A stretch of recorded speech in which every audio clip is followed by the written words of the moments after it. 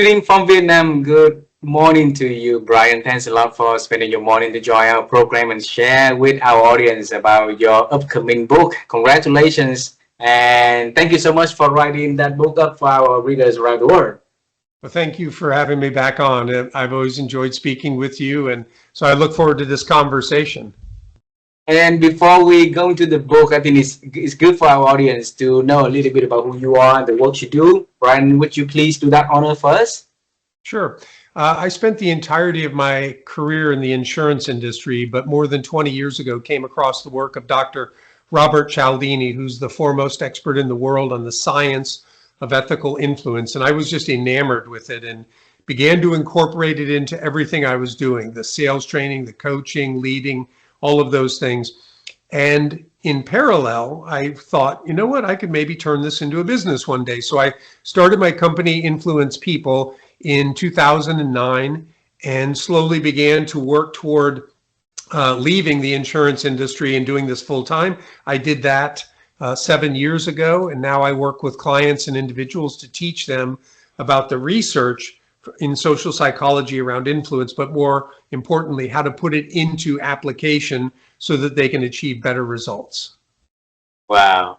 And I still remember vividly about how you got acquainted with Dr. Cialdini. And I think it's best for our audience also to have you to share a little bit about that stories for them so that they know how everything started from the beginning to make you into the becoming a influencer in the field of influencing, please. Sure.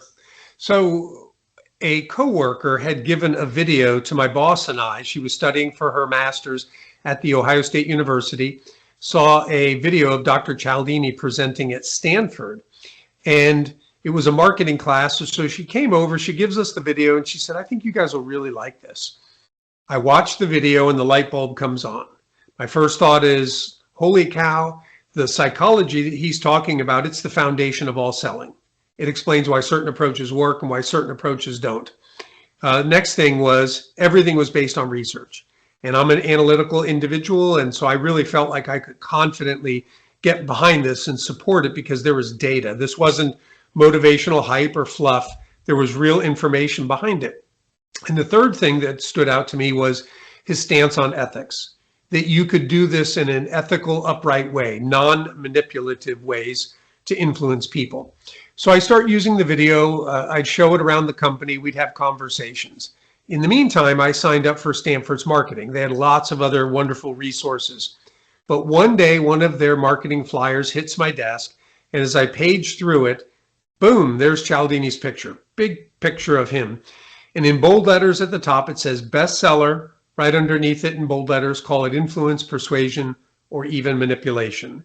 And my first thought was, I cannot believe they actually used that word manipulation to describe his work because he was so clear about non-manipulative ways. So I thought, well, either the copyright person didn't watch the video or they're just really bad at their job. So I emailed Stanford and I basically said this: I don't know anybody who wants to be manipulated. I don't know anybody who's looking to become a manipulator. That word cannot be helping your sales, but it's probably really hurting. Well, I never heard from Stanford, but sometime later my phone rang at work and it was a representative of Dr. Cialdini's company, Influence at Work. Chris introduced herself and said, I'm calling to personally thank you on behalf of Dr. Cialdini. It came to our attention that you sent an email to Stanford, and because of that email, they're changing the marketing of all of our material. I thought, wow, that is really cool. So we had this wonderful conversation. Before we hung up, she said, if your company's ever looking for a guest speaker, Dr. Cialdini travels the world to talk about this. I said, I sit next to the woman who plans our events and books our speakers. Would you like to talk to her? And as fate would have it, summer of 2004, Cialdini was in Columbus, Ohio several times to address the insurance agents that represented our company. And that was the beginning of my relationship with him. Wow. What made you to email Stanford?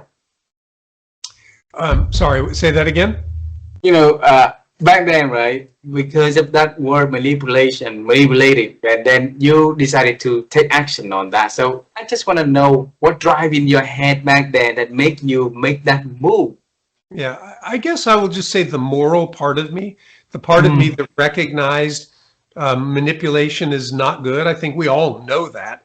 But it was strong enough within me to say it needs to be addressed, that they should not be advertising his work. That was a misrepresentation of him and his work. And I just felt strongly that that should not be the case. And I'm so thankful that I did that, because if I would have just held that in and thought, oh, wow, those copyright people are terrible, I probably never would have met Dr. Cialdini. And when I spoke at his conference about a year and a half ago, it was called Influence Amplified. And I'm up on stage and Dr. Cialdini is in the front row down to the right. And before I started to speak, I said, I have to thank you, because you not only have changed the course of my career, obviously it's what I've been doing now the last 7 years, but you changed the course of my life, because your work changed how I interact with my wife, how we raise our daughter, how I work with and interact with my friends and family. It literally was life-changing for me. And when I shared that with him, I got teary-eyed. I had to stop. I got really emotional because I owe so much to him. And I just want to see people get the same kind of benefit in their life, professionally and personally, that I've gotten from learning and then putting into practice his work. So 2014, that's the first time Dr. Cialdini came to your company and gave speech, right? So 2004, 10 years prior. 2004. Okay, so since when you become a part of his global team? And you said that there's only a few people been selecting to become in the the people in the under his wing. Yeah. So once we had him come out that summer, my boss and I went out to Arizona and went through the 2-day workshop called the Principles of Persuasion. I had to stay on my boss for 3 years to finally allow me to go back and get certified to become what's called a Cialdini Method certified trainer. And that happened in early 2008. At that point, being a certified trainer, I could go out and represent myself as a representative of Dr. Cialdini's. And so I began to do a lot of internal workshops with leaders and in our field salespeople, and then eventually started doing workshops outside with our independent insurance agents who represented us. During that time too, I started to do things outside of the company, started to do a little bit of speaking and some training. So I was getting deeply immersed in every aspect of this. And I looked at the time at the insurance company, and I got certified in 2008. I left in 2018. So I had a decade to really work with the material, see how it impacted sales and leadership, got to learn how to market myself and market the workshops that we were doing with independent agents. And so I kind of had a foot in two worlds. I was deeply immersed in my corporate job, but I also was realizing all of the things I'm doing now will help me when I decide to finally step away. And again, that I made that decision in November of 2018. November 2018, 7 years ago, right? I think prior to that 2004, or before the day that you sent the email to Stanford, you seem to me that you've been looking for the answer somewhere in the works from Dr. Cialdini actually popped up and it resonated with you about influences, right? So why did you go into that quest looking for that answer? Well, I had read Stephen Covey's 7 Habits of Highly Effective People. I'd read that many years before. And the one thing I took from the book, I wrote the personal mission statement.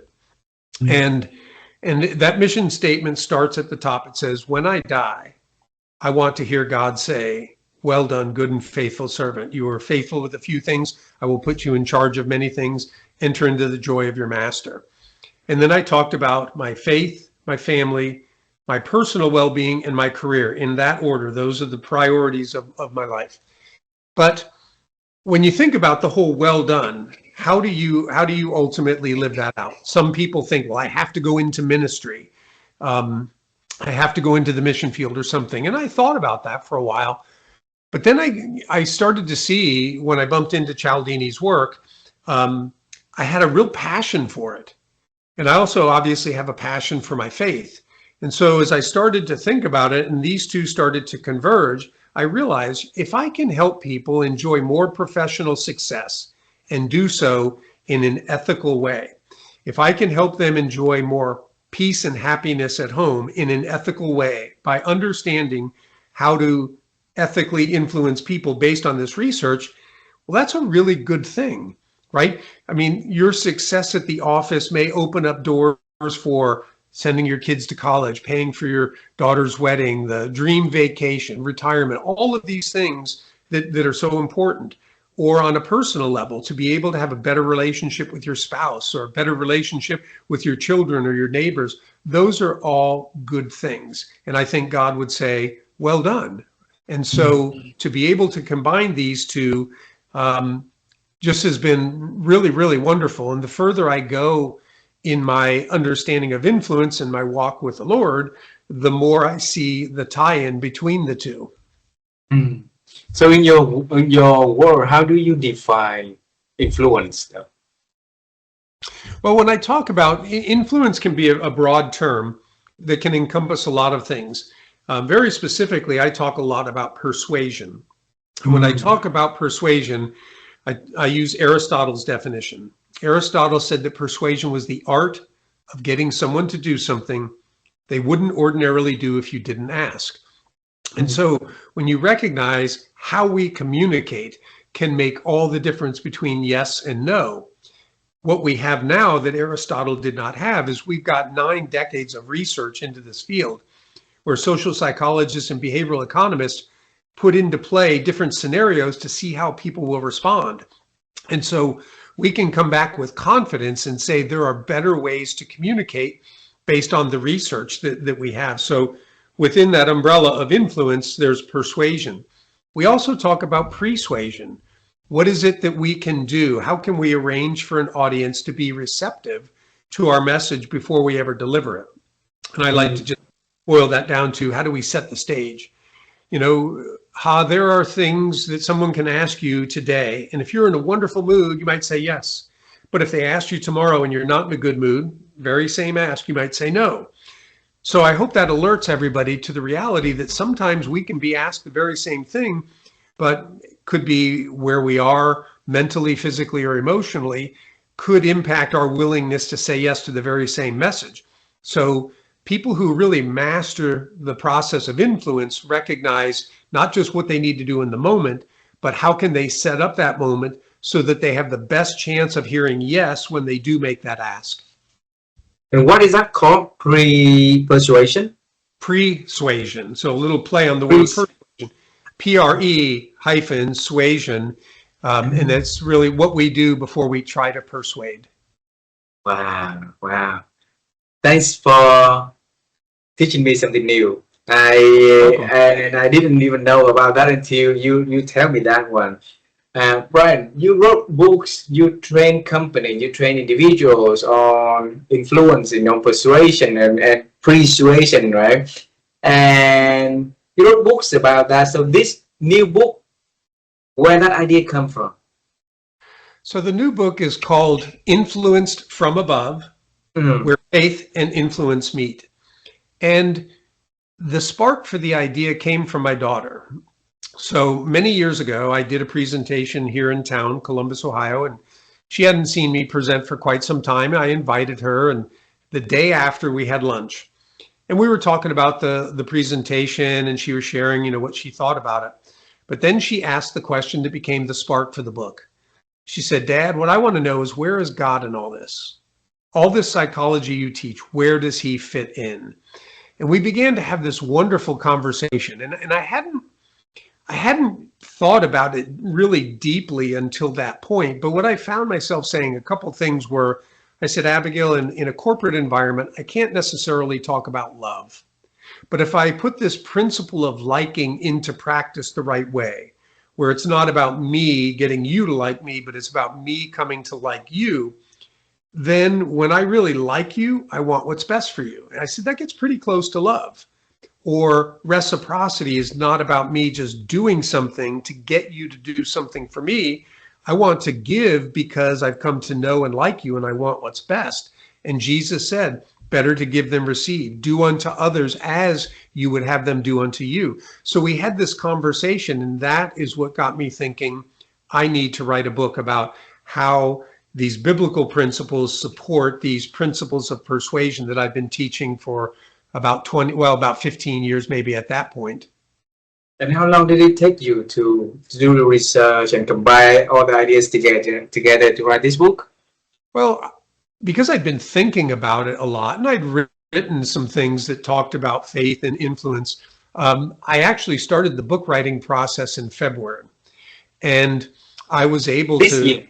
yeah, I was able to write a lot. My wife and I went down to Florida to see my stepmom, and my wife and stepmom loved to golf, so they were off golfing. And every morning I had several hours to work. And then a lot of times in the late afternoon, I had another few hours. So I was putting in 3-4 hours a day of really beginning to think about this and write.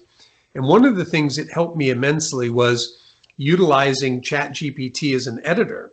So I would write a chapter, and then just like I would give it to an editor, I would put it into chat and I would ask for feedback. It would make grammatical corrections. It would make suggestions.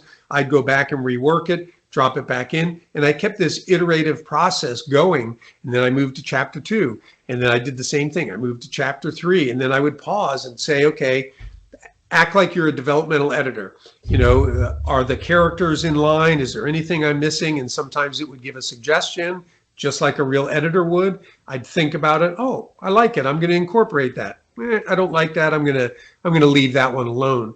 But it really helped me to be able to crank out. I think I got 20 of my 30 chapters written within a span of a few weeks, and then continued on with the writing and the refining after that.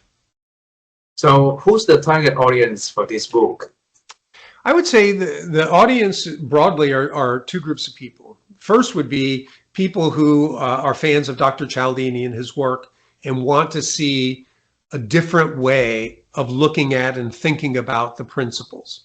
The other would be Christians who really are looking for ways to ethically bring in business practices where they can feel good about themselves in terms of how they're interacting with people. And so for them to see that these principles that could be used manipulatively for sure, but how they're supported by biblical principles to give depth to them, I think it will really resonate with that group as well. Because the idea of faith and influences is, I think, is to a lot of people is also new, right? And so when your subtitle of the book is Where Faith and Influence Meet, tell us a little bit about that, please. So the book is kind of a prequel, or excuse me, a continuation of the book that I wrote years ago called The Influencer: Secrets to Success and Happiness. That book, you're introduced to John Andrews. You meet him when he's born and you follow him as he goes off to college and gets into his career. And that book looks at how a story format to learn about Cialdini's principles. And he's learning from mentors and coaches and coworkers, and he's pulling together all of this thought process around influence. Well, that book ends with him retiring in his mid-50s. And I always thought there's another book there. He's got a whole life ahead of him. So this book, actually, he's 18 months into retirement, and he's starting to feel like there's got to be more to life than just enjoying the fruits of my labor, going on nice vacations, etc.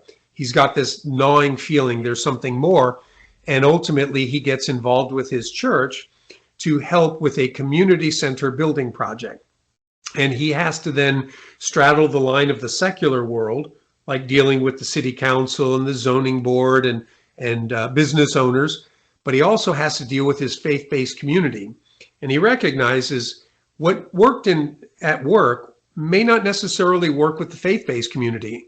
And certainly faith-based things may not necessarily work in the secular world. How do I bring these two things together? And there's several chapters where through his studies, he starts making a connection between the principles of what we call persuasion or principles of influence and biblical tenets that have been with us for thousands of years. So Abigail was a source of motivation asking you a question, where God is in all of this, right? So when you write the book, and I bet that she's the one that have a first hand on the book also. What did she tell you about, you know, the book? I'm sorry, rephrase that. What I was saying is like, because this book starts from the idea that Abigail asked you, Mhm. where God is in all of this, right? And then that triggered the idea for you to write a book. So after you wrote this, what did she say about that? Well, she hasn't read it yet. Oh, she So hadn't read it no, yet. but obviously she's honored the fact that her question is what sparked the interest to write the book. And actually, the John Andrews, his wife is named Abigail. So anybody who would read the book, you'd be reading, about a parallel to my daughter. I mean, as I was thinking of that character, I'm always thinking about Abigail, and she was in the first book too, because she meets John and they get married. So yeah, she's really sparked a lot for me in terms of thinking about my faith. And it's been wonderful, that many years ago, this goes back into the 90s, when I was leading several Bible studies. As I would read through the Bible, I started putting down all of my thoughts, and it turned into a kind of commentary. I mean, it's about 1,000 pages of my thoughts regarding the Old Testament and the New Testament. And now that she's an adult and she's a mom, as she's reading through the Bible, she refers to my notes, and we text quite a bit about, what did you mean by this? What do you think about that? And it is wonderful as a parent to be able to sow into your children's lives, even when they're adults. Wow. So that is also influence and faith meets, right? Because years ago in the 90s, you're starting to write things like that. So that hopefully that influence will span across time also, right there, Yeah, Brian. it would be like having a foundation of fitness because you're involved in all these things, but then you decide to take up a particular sport like running or taekwondo or something. But you have this base of fitness under you because you've done healthy things.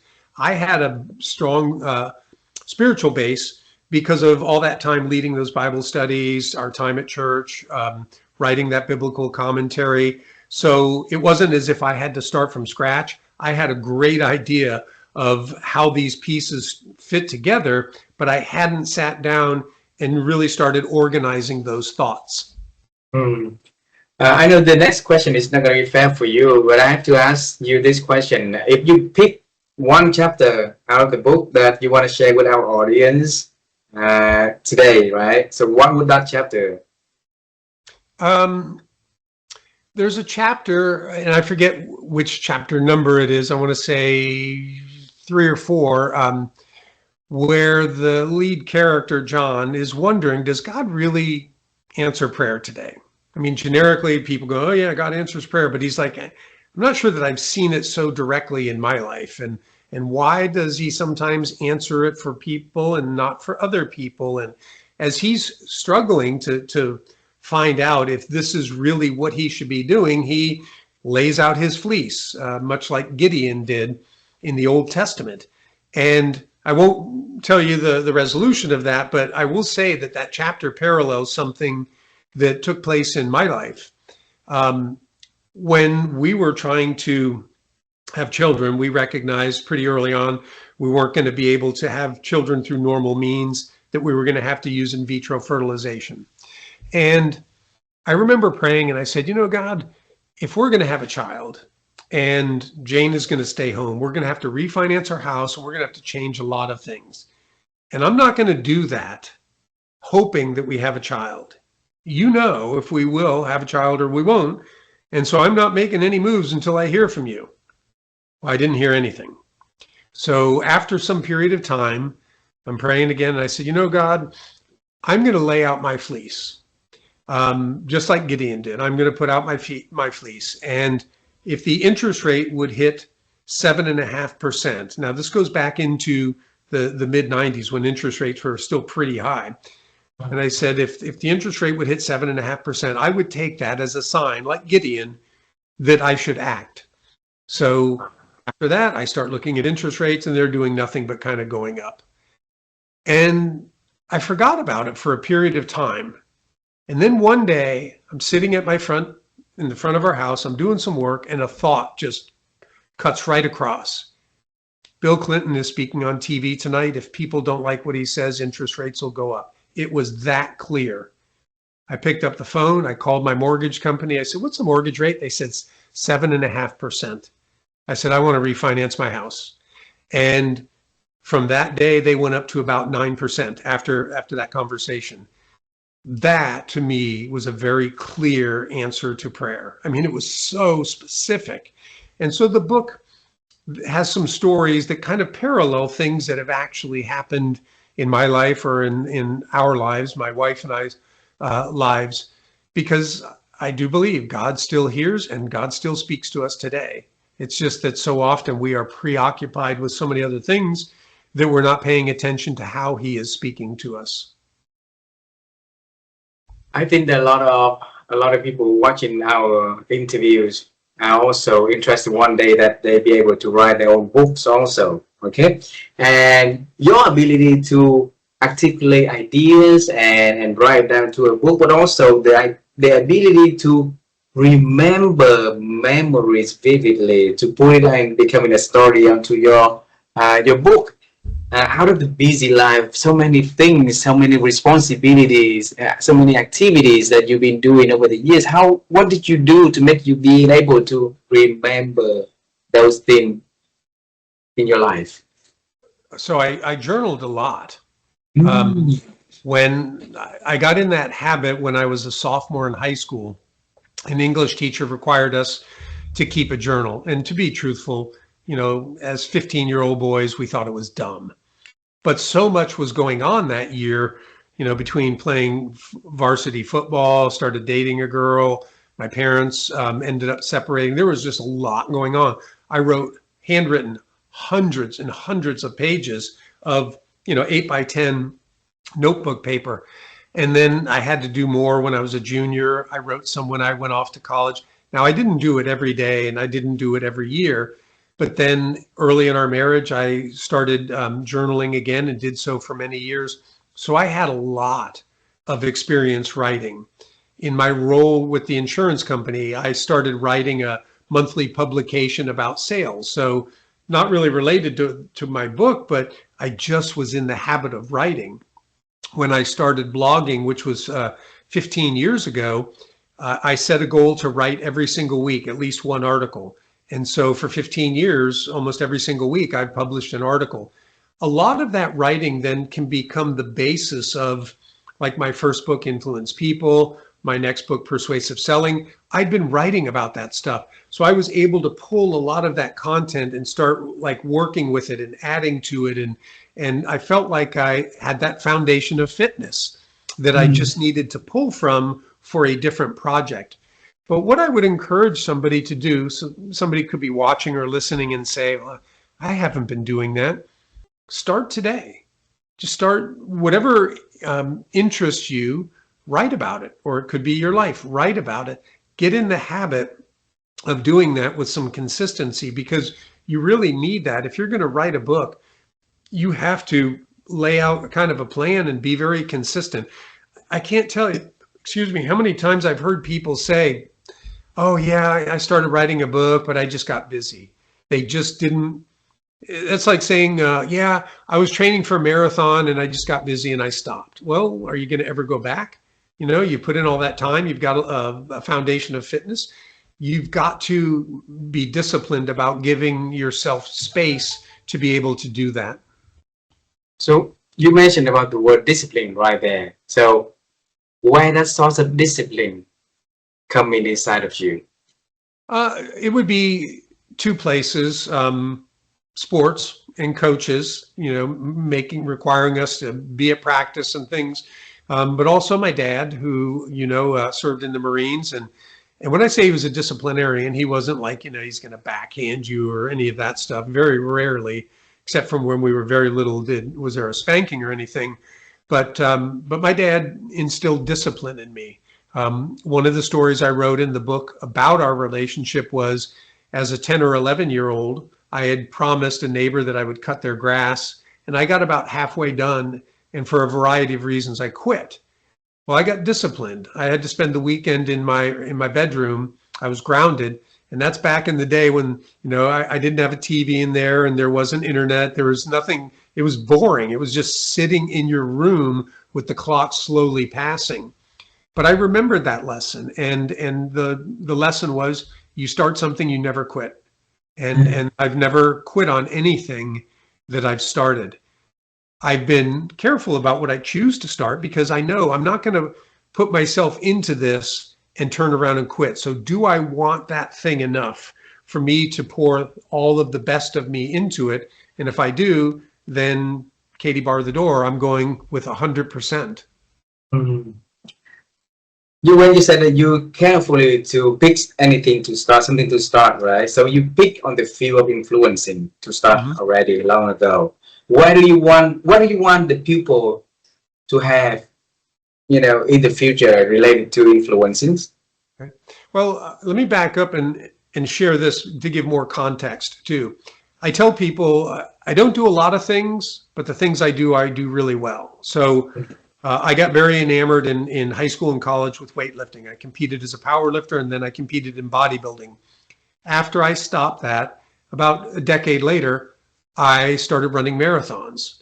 Well, I was all in on that, and I realized pretty quickly I could do well, and I qualified and ran the Boston Marathon a couple of times because I just wanted to be the best I could be. I had no illusions that I was going to win the Boston Marathon, but how good can Brian Ahearn get, given the constraints of my life, family, etc.? From there, it was Taekwondo, and I ultimately got my second degree black belt in Taekwondo. So 3 things that I poured myself into to see how far can I go, again, given the constraints of my life. So when it comes to influence, it was kind of the same thing. I was so enamored by it and just felt so passionately about sharing it that was the thing I was going to do. So when I started Influence People, that is what I do. I help people apply influence to their leadership, to their sales, to their management. But if somebody comes to me and says, Brian, can you teach us a leadership model? No, there are people who do that. I can help you be a better leader within that model by understanding how to influence. I don't develop sales processes for people. There are folks who are experts at that and the metrics and all of those things. But once you have your process and you want to make it better because you can more easily influence people in an ethical way, I can help you with that. So again, this is just a kind of a picture. I'm taking that one thing and I want to be the best that I can possibly be at that. Wow. Wow. In case of our audience want to get in touch with you and want to order the books, right? So how do they do that, right? Well, the book will be available on Amazon starting October 21st. Anybody who wants to get in touch with me, there are 2 primary ways. One would be my website, influencepeople.biz. And if they go out there, they will see that I've been, like I said, blogging weekly for more than 15 years. I've been on hundreds of podcasts. There are videos. Then there are links to my LinkedIn courses and the other books that I've written. The other way would be to connect with me on LinkedIn. So anybody who reaches out, I am happy to connect with them. I will ask them how they found me. It's nice to know where the traffic's coming from or why they want to connect. But as you know, I post daily. So anybody who is interested in learning more about how to ethically influence people, if they're following me every single day, they're going to see something about how to influence people. So almost in a drip marketing fashion, they will learn about the skill of influence. Wow. Wow. I have a few last questions, and it's outside of the book. But I every chance that I have every time I have a conversation with you, I love to talk to you and ask a few more questions. So about 4 weeks ago, my wife and I bought a website called sustainabilitymind.com. So we want to help people to build the mindset of sustainability. And whatever you do, you help leaders to get better at what they do by understanding the power of influence so that they can lead well, they can build better relationship and drive better performance for lasting. So it's somewhere related to sustainability, right? So I just want to hear from you. If you define a sustainability mind, what is that in your world? What is a sustainable life? Sustainability mind. Oh, it's okay. My wife has been pretty involved with Conservation International, so I would say that parallels sustainability. I mean, it's about preservation of the rainforests and other natural habitats, and has learned a lot about how they benefit society. And so the last 7 years, she has hosted a golf tournament that raises money and gets matching funds. And she didn't really know anything about it until she started hosting the golf tournament and said, okay, we'll raise money for this cause. And so she's a very curious person by nature. She began to learn a lot, and she would share with me things that were going on. How long it takes a toothbrush to decay in a landfill, things like that, and that maybe we should be using different materials.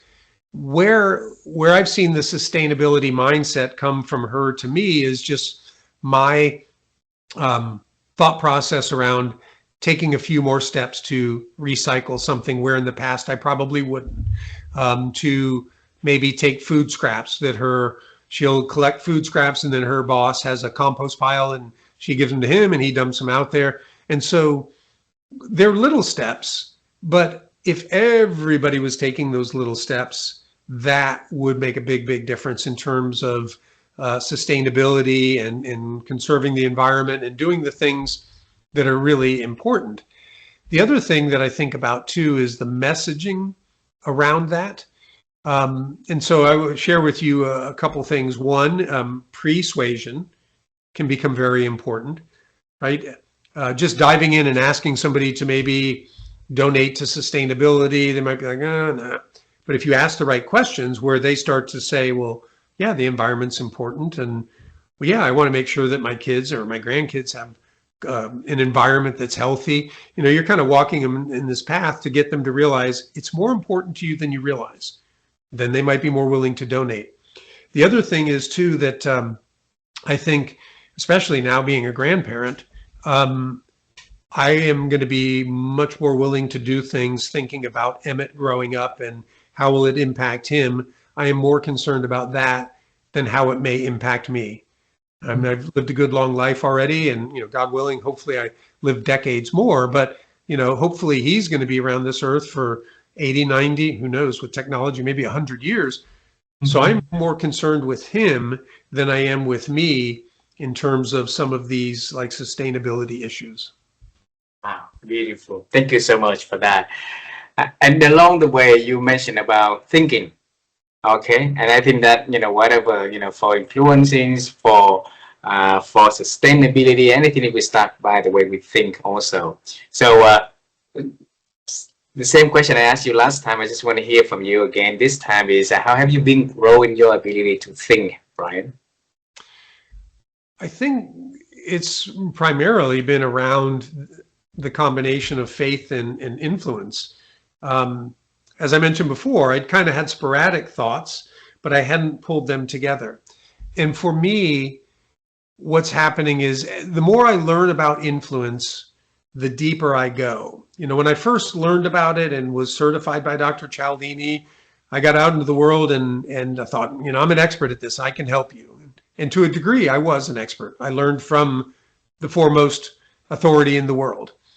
But I look back now and I realize I didn't know as much as I thought I did. Very similar to as we grow up, right? When we're kids and teenagers, we think we know it all. And then we go to college and we realize we didn't know a lot. And then we get in the working world and we realize we got a lot to learn still. And so I've been going deeper all the time in terms of not just understanding these principles, but then like, how do they apply to selling? Specifically in the sales cycle? How do they apply to leadership? And I just feel like I keep getting deeper. But for me, moving from just talking about ethical influence to really like eternal influence goes even deeper. That it's not just about, building a relationship to get some work. That's important. It's important to help the client. It's important to earn an income. But when I start thinking about the relationships I'm building with people, and I have an opportunity to have an eternal impact on these people, Mm.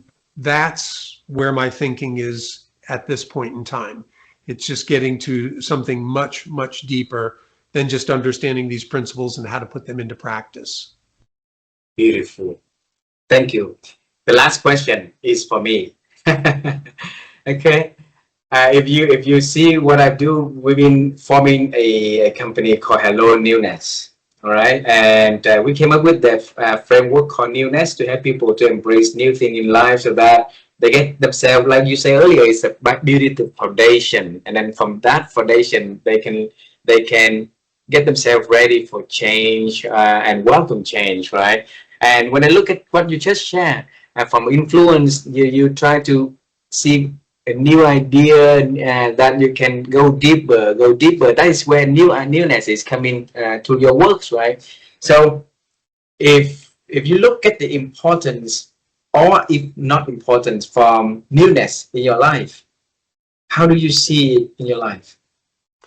How do I see newness? Well, right now, being a grandfather, and Emmett is almost 7 months old, looking at the world through his eyes. And I start finding myself thinking things like, he has no idea what a cloud is, what the sky is, what the sun is, but he's looking at these things. And I know that his mind is making all of these connections to one day he'll say, cloud. And he'll have a concept that we share as to what a cloud is and what the sun is. And that, for me, gets me thinking differently than prior to him coming into the world. I mean, my daughter helps me think differently. My wife helps me think differently. But this is at a whole different level because I'm trying to wrap my mind around all that's taking place in his little brain to sort out this world and to understand soon that, oh, grandpa, grandma, grandpa's house and all of these things. So that's kind of the newness for me. And I really look forward to, being able to read books that were so enjoyable when we read to our daughter, or to sit down and watch a TV show with the wonder of a child, because sometimes they're watching that and they think it's real. And just to allow yourself to get so immersed in those things, to enjoy the holidays at a different level, all of this stuff is bringing back a newness that we experienced almost 30 years ago when our daughter was first born. Wow. Wow. Brian, thank you so much for this beautiful conversation, and congratulations for writing the book and to bring your idea, bring your work, bring to the readers around the world. Thank you so much for doing that. Also, thank you so much for sharing a lot of insights about how to think, how to build sustainability life, how to influence with ethics, and how to bring back the child mind inside of us to see things around us, so that we can celebrate every single day a little bit different than what we used to do. So, Brian, I look forward to share our interviews to our audience when the book launch, and I wish the book launch to be a huge success like it used to be for the other books. Okay? Okay. And can I say one more thing? Please. Anybody listening to this show, if you buy the book and you email booklaunch@influencepeople.biz with the name of the second chapter, I will send you a free e-version of the prequel book, The Influencer. So if you want to read that to see the backstory of this guy, you will have that. But you email to booklaunch@influencepeople.biz, just the title of the second chapter in the book, and then you'll automatically get a link to that copy. Wonderful, wonderful. I'll email you to make sure that I got the link correctly to put onto the show note also. Okay. All right. All right, Brian. Have a wonderful day. Say hello to your family. Say hello to James, Abigail, and kiss Emmett for us, please. We love you a lot. Absolutely. You tell Vivian hello from me. Yes, thank you very much. Bye bye for now. Bye bye. Bye bye.